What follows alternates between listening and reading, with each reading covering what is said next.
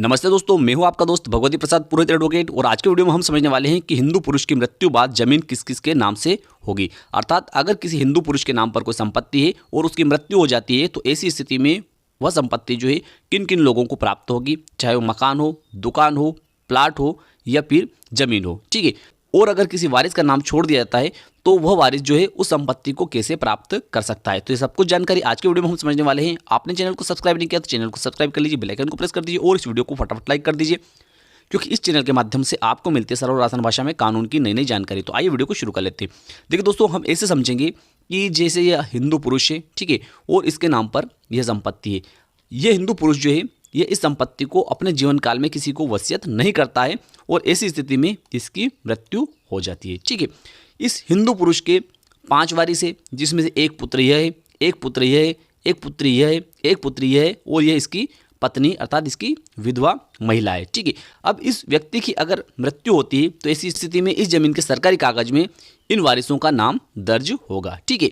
अब क्या होता है कि इसकी मृत्यु बाद इस जमीन के सरकारी कागज में नाम दर्ज करवाने के लिए मान लेते हैं कि यह पहला पुत्र जो है ये क्या करेगा कि तहसीलदार महोदय के समक्ष मध्य प्रदेश भू राजस्व संहिता की धारा 109 और 110 के तहत आवेदन पेश करता है। क्या करता है? 109 और 110 के तहत आवेदन पेश करता है। तहसीलदार महोदय के द्वारा क्या किया जाएगा कि 15 दिन की विज्ञप्ति जारी की जाएगी, अर्थात 15 दिन का समय दिया जाएगा कि अगर किसी भी व्यक्ति को किसी प्रकार की कोई आपत्ति है तो वे व्यक्ति तहसीलदार महोदय के समक्ष आपत्ति पेश कर सकते हैं। ठीक है।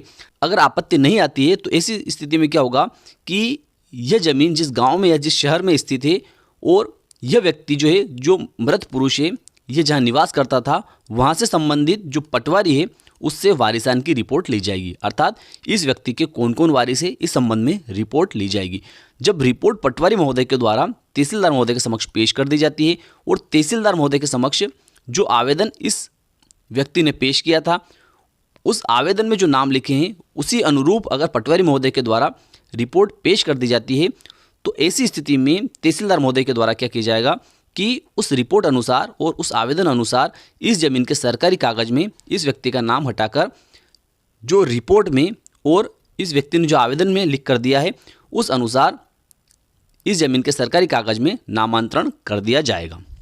तो देखिए, अब हम यह समझेंगे कि इस हिंदू पुरुष की संपत्ति को किन किन लोगों को प्राप्त करने का अधिकार है। ठीक है।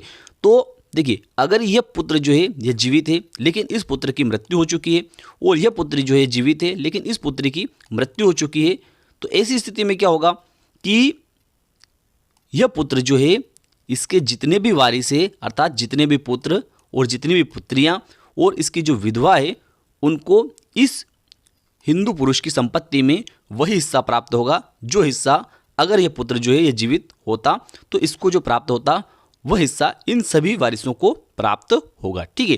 तो ऐसी स्थिति में इस जमीन के सरकारी कागज में इस पुत्र के न रहने की स्थिति में इसके जितने भी वारिस है, पुत्र, पुत्रियां और इसकी जो विधवा है, उनका नामांतरण इस जमीन के सरकारी कागज में होगा। ठीक है।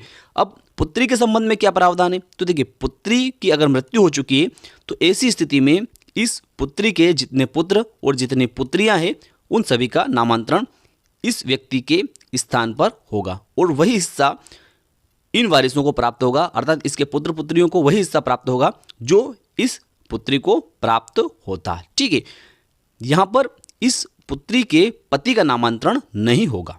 अब देखिए, थोड़ा सा यह समझेंगे कि अगर इस पुत्र ने चालाकी करते हुए इस मृत पुत्र और इस मृत पुत्री के किसी वारिसों के नाम जो है वे तहसीलदार महोदय को नहीं बताए हैं, अर्थात जो आवेदन इसने पेश किया था उस आवेदन पत्र में वे नाम नहीं लिखे हैं जो कि इस पुत्र के वारिसों के हैं और इस पुत्री के वारिसों के हैं, और इस व्यक्ति ने क्या किया कि इसका नामांतरण और इस जीवित पुत्री का नामांतरण और इस पत्नी का नामांतरण अर्थात इस पुरुष की पत्नी का नामांतरण इस जमीन के सरकारी कागज में करवा लिया है। ठीक है।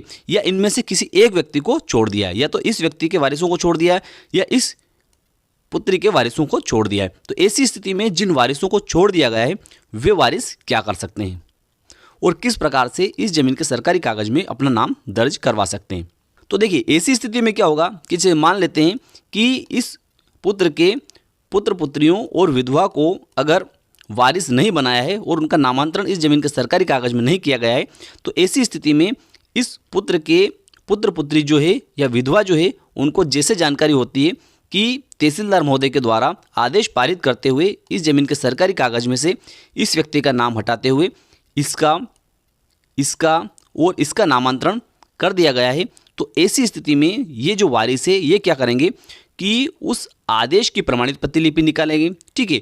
और उस आदेश के विरुद्ध ये लोग जो है ये उपखंड अधिकारी महोदय अर्थात एसडीओ महोदय के समक्ष मध्य प्रदेश भू राजस्व संहिता की धारा 44 के तहत अपील पेश कर सकते हैं, ठीक है। और वह अपील जो रहेगी उसमें ये लोग जो रहेंगे ये अपीलांट रहेंगे, इसके वारिस जो रहेंगे वे अपीलांट रहेंगे।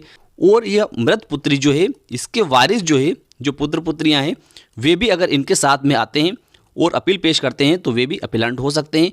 और जो बचेंगे उनको यह महिला, यह पुत्री और यह पुत्र जो है इनको उस प्रकरण में उपखंड अधिकारी महोदय के समक्ष रेस्पोंडेंट बनाया जाएगा, ठीक है। अब वहाँ पर क्या होगा कि ये लोग जो है ये तीनों और ये लोग जो है इस पुत्र के वारिस और इस पुत्री के वारिस जो है ये अगर एसडीओ महोदय के समक्ष ये साबित कर देते हैं कि हाँ वास्तव में तहसीलदार महोदय ने जो आदेश पारित किया है वह आदेश जो है वह गलत है और इस हिंदू पुरुष के वारिस में यह पुत्र भी था और यह पुत्री भी थी, लेकिन इनकी मृत्यु हो चुकी है और इनके जो वारिस है इनका नामांतरण तहसीलदार महोदय ने नहीं किया है और इन लोगों ने जो है बाकी लोग जो है यह पुत्र, यह पुत्री और यह पत्नी जो है इन्होंने जानकारी छुपाकर तहसीलदार महोदय से अपना नामांतरण करवा लिया है। तो ऐसी स्थिति में उपखंड अधिकारी महोदय जो है ये क्या करेंगे कि इन लोगों ने इसके वारिस जो है और इसके वारिस जो है इन्होंने जो अपील अंतर्गत धारा 44 मध्य प्रदेश भू राजस्व संहिता की प्रस्तुत की है एसडीओ महोदय के समक्ष, उस अपील को उपखंड अधिकारी महोदय अर्थात एसडीओ महोदय के द्वारा स्वीकार कर लिया जा सकता है। और तहसीलदार महोदय ने जो आदेश पारित किया था अर्थात इसके नामांतरण का, इसके नामांतरण का, उसके नामांतरण का, उस आदेश को निरस्त किया जा सकता है और इन सभी लोगों का इस जमीन के सरकारी कागज में नामांतरण किए जाने हेतु तहसीलदार महोदय को और पटवारी महोदय को निर्देशित किया जा सकता है। और ऐसी स्थिति में इस जमीन के सरकारी कागज में इस व्यक्ति का नाम, इसके सभी वारिसों का नाम, इस महिला का नाम और इस महिला के सभी वारिसों का नाम और इस महिला का नाम जो है इस जमीन के सरकारी कागज में नामांतरण किया जा सकता है। तो मैं विश्वास रखता हूं कि आज का वीडियो आपको अच्छा लगा होगा। अच्छा लगा तो वीडियो को लाइक कर दीजिए, अधिक से अधिक लोगों तक इसको शेयर कर दीजिए। फिर मिलते हैं अगले वीडियो में, तब तक के लिए जय हिंद जय भारत।